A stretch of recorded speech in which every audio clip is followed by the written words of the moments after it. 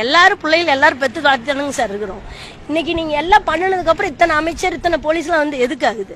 இன்னைக்கு நீங்க வேற இடத்துக்கு இந்த செருப்புக்கு எதுக்கு சார் இத்தனை போலீஸ் காவல்? இந்த செருப்புக்கு இந்த கிழிஞ்சி மலை கட்சி கொடிக்கு எதுக்கு சார் இத்தனை காவல்? நிக்க கூடாதுங்கிறாங்க, பேசக்கூடாதுங்கிறாங்க, இத்தனை பேர் வந்து பாக்குறாங்க. நேத்துல என்ன பண்ணிட்டு இருந்தாங்க? இந்த இடம் தகுதியான இடமான ஒரு போலீஸ்காரனுக்கு தெரியாது. கரூர்ல இருக்கிற ஒரு போலீஸ்காரனுக்கு தெரியாதா? ஒரு அப்பன் ஒரு கடைக்காரனுக்கு தெரியாதா? நான் கேக்குறேன். இங்க இருக்கிற ஒரு கடைக்காரருக்கு எங்க இந்த இடத்துல மீட்டிங் நடத்துறது 10 பேர் சேர்ந்து அப்ஜெக்ஷன் வைக்கலாம்ல? ஒரு கட்டடத்துல ஐவிஎஸ் வந்து எடுத்தா எல்லாரும் சேர்ந்து ஸ்டே ஆர்டர் வாங்குறீங்கல்ல? இந்த ஊர்க்காரங்க ஸ்டே ஆர்டர் வாங்கிருக்கலாம்ல? என்ன சார் மக்கள் இப்படி இருக்கிறாங்க? நான் முனிப்பங்கள்கிட்ட வைக்கும் போதே அந்த பசங்க சொன்னேன், வானவேடிக்கை வச்சுட்டு இருக்காங்க. டே, அந்த வானவேடிக்கை சாஞ்சதுன்னா கூட்டத்துக்குள்ள பூந்துருண்டா வீடியோ எடுத்து வச்சிருக்கேன். இன்னைக்கு அவனை அங்க பழி கொடுத்ததுதான் மிச்சம். இன்னைக்கு அவனுக்கு நிச்சயம். ஊஞ்சலூர்ல பொண்ணு லவ் பண்ணி ஓரியாண்டு இன்னைக்கு அரேஞ்ச் மேரேஜ்க்கு ரெடி பண்ணி இருக்கிறான். இன்னைக்கு அவனுக்கு நிச்சயம் போய் சேர்ந்துட்டான். கொண்டு போய் எரிச்சிட்டு வந்துட்டோம். விடிய வரைக்கும் நாங்க ஜிஹெச்ல தான் இருந்துட்டு வரோம். இத்தனை தலைவர்கள், இத்தனை போலீஸ்.